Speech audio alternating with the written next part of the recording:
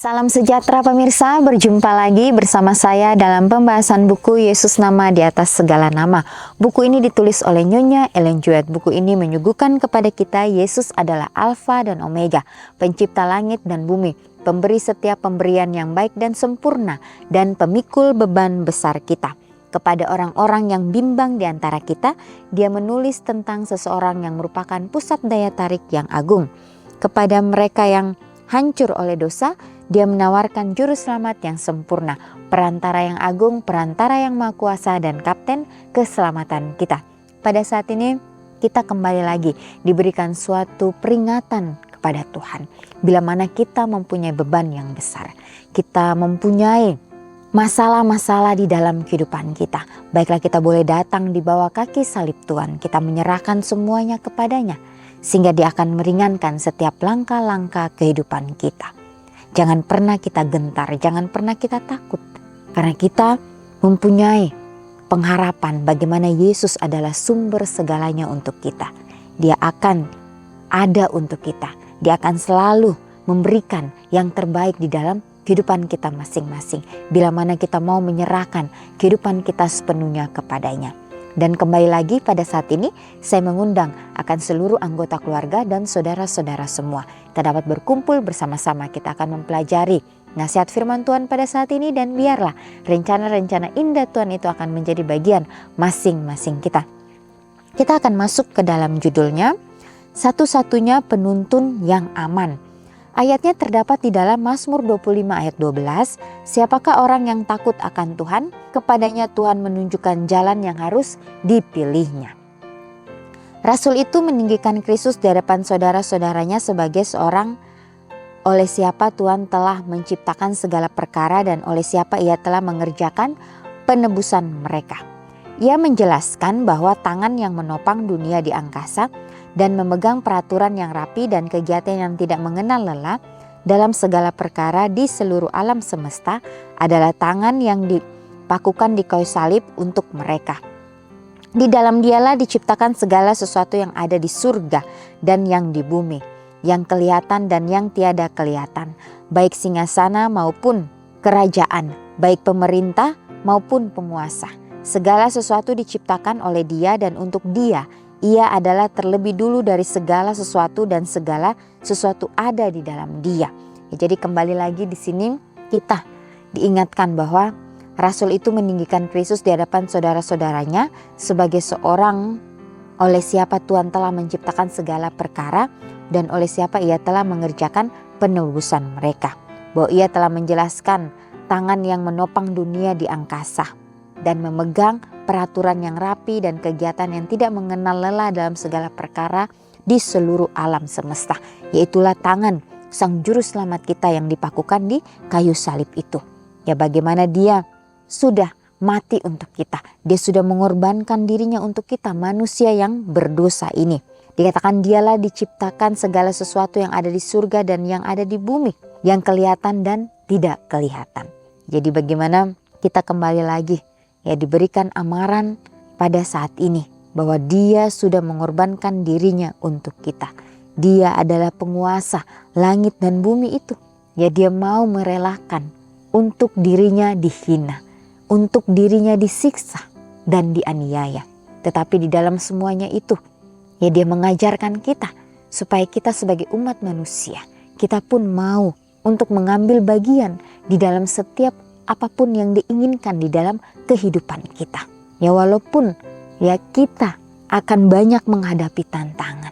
Bagaimana kita diajarkan untuk mempunyai pengorbanan sebagaimana Dia telah berkorban untuk kita.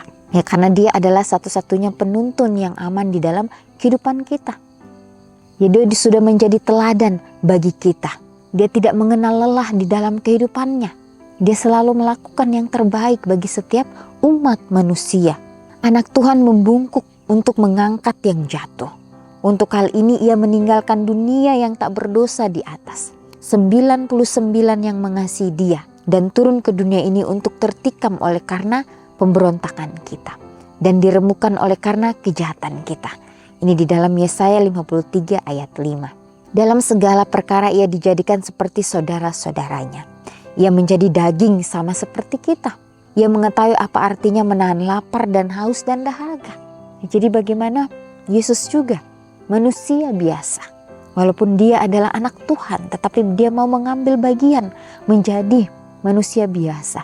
Dia juga sama seperti kita, merasakan lapar, merasakan haus dan dahaga. Dan ia disokong oleh makanan dan disegarkan oleh istirahat. Ia seorang asing dan seorang yang menumpang di dalam dunia, tetapi bukan daripada dunia. Digoda dan dicobai sebagaimana pria dan wanita pada dewasa ini digoda dan dicobai. Namun menghidupkan suatu kehidupan yang bebas dari dosa. Lemah lembut, berkasihan, menaruh simpati, selalu memikirkan kepentingan orang lain. Ia menggambarkan tabiat Tuhan. Firman itu telah menjadi manusia dan diam di antara kita. Penuh kasih karunia dan kebenaran. Di dalam Yohanes 1 ayat 14. Jadi disinilah ya bagaimana kembali lagi ya nasihat firman Tuhan yang kita sudah dengarkan hari demi hari. Yang kita sudah baca sendiri di dalam kehidupan kita. Apakah itu hanya berlalu seperti itu saja ataukah itu dapat tertanam di dalam hati dan pikiran kita. Supaya itu menjadi suatu beban dalam kehidupan kita untuk kita dapat mempraktekkan setiap harinya. Ya dikatakan di sini, walaupun dia mendapatkan suatu penganiayaan yang luar biasa di dalam kehidupannya, tapi Yesus tetap mau berdiri teguh di dalam kebenaran firman Tuhan. Bagaimana kasihnya itu dia berikan bagi masing-masing kita.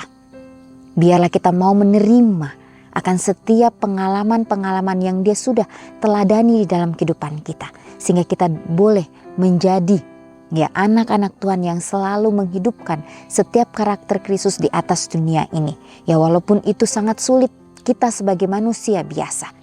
Ya tapi dengan pertolongan Tuhan, dengan penuh penyerahan, dengan doa yang sungguh-sungguh, maka kita akan mendapatkan ya suatu kesanggupan, mendapatkan suatu kekuatan di dalam kehidupan kita untuk mau melakukan yang terbaik. Dikelilingi dengan kebiasaan-kebiasaan dan pengaruh-pengaruh kekafiran. Orang-orang percaya di Kolose ada dalam bahaya, ditarik dari kesederhanaan Injil. Dan Paulus dalam menggambarkan kepada mereka terhadap hal ini, menunjukkan mereka kepada Kristus sebagai satu-satunya penuntun yang aman. Ya jadi bagaimana kembali lagi Rasul Paulus memberikan kita ya suatu kepercayaan di dalam kehidupan kita. Bahwa apapun yang kita lakukan bila mana kita mau menyerahkan sepenuhnya kepada Tuhan, maka Tuhan akan menunjukkan yang terbaik di dalam kehidupan kita. Karena dialah satu-satunya penuntun yang aman. Karena aku mau supaya kamu tahu, ia menulis, betapa beratnya perjuangan yang kulakukan untuk kamu. Dan untuk mereka yang di Laodikia dan untuk semuanya yang belum mengenal aku pribadi. Supaya hati mereka terhibur dan mereka bersatu dalam kasih. Sehingga mereka memperoleh segala kekayaan dan keyakinan pengertian. Dan mengenal rahasia Tuhan yaitu Kristus. Sebab di dalam dialah tersembunyi segala harta hikmat dan pengetahuan. Ini ditulis dalam Alfa dan Omega jilid 7 halaman 398 dan 399. Ya jadi sudah sangat jelas nasihat firman Tuhan pada saat ini. Ya karena kita adalah ciptaannya yang sempurna. Dia menciptakan kita menurut gambar dan rupanya. Ya tentunya dia mempunyai suatu rencana yang indah di dalam kehidupan kita masing-masing. Ya kita lahir di atas dunia ini bukan suatu kebetulan. Tetapi ada rencana indah Tuhan di dalam kehidupan kita. Bagaimana dia ingin memakai kita. Ya untuk menjadi alat-alatnya. Untuk dapat dipakai. Untuk menyampaikan akan kabar keselamatan itu kepada orang-orang yang belum mengenal dia. Ya Yesus juga datang ke dunia ini, dia ingin mencari atau ingin menyelamatkan yang hilang. Ya karena dia melihat banyak orang-orang yang tersesat, banyak orang-orang yang hilang. Sehingga dia mau memberikan kehidupannya untuk mereka. Sehingga mereka juga dapat mengenal bagaimana kasih Tuhan di dalam kehidupan mereka masing-masing. Ya karena Tuhan adalah Tuhan yang maha pengampun. Dia adalah Tuhan yang maha penyayang. Dia tidak mau dari kita manusia ini binasa, tetapi kembali lagi kuasa memilih itu diberikan kepada kita. Apakah kita mau mengambil itu semua di dalam kehidupan kita? Ya terlalu banyak yang Yesus sudah lakukan untuk kita. Ya mungkin tanpa kita sadari. Ya kita mengabaikan itu semua. Seringkali kesempatan yang Dia berikan, kita tidak dapat gunakan itu dengan sebaik-baiknya. Baiklah pada saat kita mendengarkan nasihat firman Tuhan, baiklah kita dapat menyadari, Tuhan bantu saya, supaya hari ini dan seterusnya Tuhan, Engkau dapat memberikan saya kekuatan untuk dapat melakukan apa yang Engkau kehendaki di dalam kehidupan saya.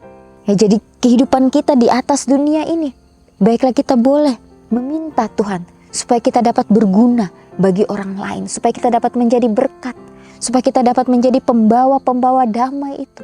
Inilah suatu kebahagiaan yang tentunya akan kita rasakan di dalam kehidupan kita, bila mana kita mau menjadi berkat, saluran berkat untuk orang lain. Dikatakan anak Tuhan ini membungkuk untuk mengangkat yang jatuh. Dia rela untuk merendahkan dirinya, untuk membungkuk, untuk mengangkat manusia yang berdosa ini, untuk dapat bangkit kembali, untuk dapat menyadari bahwa kita adalah anak Tuhan, bahwa kita adalah ciptaannya yang dapat dipakai sesuai dengan kehendaknya. Ya, dikatakan bahwa dia tertikam oleh karena pemberontakan kita. Ya, dia diremukkan oleh karena kejahatan kita. Ya, jadi pengorbanan yang begitu luar biasa yang Yesus sudah berikan untuk kita. Baiklah kita dapat menyadari di dalam kehidupan kita. Ya, kalau kita mengingat kembali, ya bagaimana pada saat Yesus berada di dunia. Ya, kita tahu bagaimana Tuhan kita adalah Tuhan yang penuh dengan pengorbanan, yang penuh dengan kasih itu, mau melakukan segala sesuatunya, rela untuk turun ke dunia ini. Ya, pada saat dia mengajarkan kepada setiap orang-orang yang ada di sekitarnya, ya dia tidak pernah memilah-milah atau dia tidak pernah memilih-milih apakah dia orang terpandang ataukah dia hanya orang yang sangat-sangat sederhana. Semuanya dia pandang sama. Disitulah bagaimana dia membawakan akan pekabaran nasihat firman Tuhan dengan kata-kata yang begitu sederhana, sehingga semua orang dapat mengerti. Anak-anak kecil pun dapat mengerti bahasa yang dia sampaikan. Jadi suatu hal yang luar biasa yang Yesus sudah contohi di dalam kehidupan kita. Ya, pada saat dia juga memanggil ke-12 muridnya, ya bagaimana murid-murid ini mereka langsung mengikuti akan Sang Juru Selamat ini. Mereka langsung mengikuti Yesus. Mereka tidak memikirkan kehidupan mereka. Mereka tahu bahwa inilah Sang Juru Selamat itu yang akan menyelamatkan dunia. Adalah suatu hal yang tidak gampang yang Yesus lakukan di dalam kehidupannya. Bagaimana dia ingin mempersatukan akan ke-12 murid ini untuk dapat menjadi pembawa terang itu. Ya, tapi di dalam semuanya itu Yesus kembali lagi. Kuasa memilih itu ada di setiap murid-murid ini. Ya, ada yang mengkhianati Yesus, ada yang menyangkal Yesus, ada yang meninggalkan Yesus. Ya, tapi dalam semuanya ini menjadi suatu pelajaran bagi kita manusia di zaman akhir ini. Bahwa situasi itu akan datang kembali dalam kehidupan kita. Tapi biarlah kita selalu ingat, biarlah kita mau menyerahkan kehidupan kita sepenuhnya kepada Tuhan. Ya, walaupun Yudas mengambil bagiannya untuk mengakhiri hidupnya, ya itulah yang dia pilih di dalam kehidupannya. Petrus bagaimana dia menyangkal Yesus, tetapi bagaimana dia menyesali apa yang dia sudah lakukan, sehingga dia kembali menyerahkan kehidupannya kepada Tuhan, sehingga dia ditempa, sehingga dia mau untuk diajar kembali. Dan kita tahu bagaimana dia dipakai kembali oleh Tuhan untuk menyampaikan akan kabar keselamatan itu. Ya, walaupun penganiayaan dia hadapi, tapi dia kuat di dalam setiap apapun yang dihadapi. Karena dia tahu apa yang dia lakukan ini hanya untuk Tuhannya. Jadi suatu pelajaran yang begitu luar biasa yang kita dapatkan pada saat ini. Ya, sehingga kita boleh atau kita mau mengambil bagian di dalam setiap apapun yang Tuhan inginkan di dalam kehidupan kita. Baiklah kita berdoa dengan sungguh-sungguh meminta tuntunan Tuhan. Dimanapun kita berada, kita mau berkorban, kita mau Tuhan mendidik kita. Ya, walaupun kita tidak dipandang oleh dunia, tapi kita tahu bahwa inilah yang harus kita lakukan, bahwa Tuhan inginkan di dalam kehidupan kita. Ya walaupun kita ya akan mendapatkan penganiayaan, akan mendapatkan ya kesengsaraan, tetapi di dalam semuanya itu kita merasakan kedamaian yang dari surga.